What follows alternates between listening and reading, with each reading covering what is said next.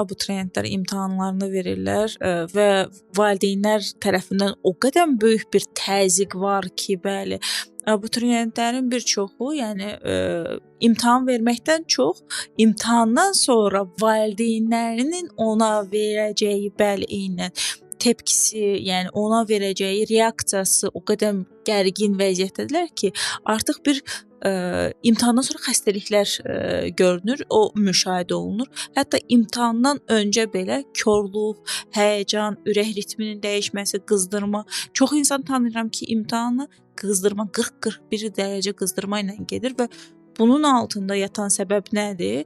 Təbii ki, stress, təzyiq. Nə qədər valideyndən soruşsan ki, necə bir təzyiq? Yox, mən heç nəyə qarışmıram. Haraya girmək istəyir, necə girmək istəyir, özü bilər. Amma sizin dediyiniz kimi elə bir zülm var ki, yəni orada uşaq artıq imtahana girmək ya da imtahanın nəticəsi önəmli deyil. Verim və valideynlərimdən qurtulum.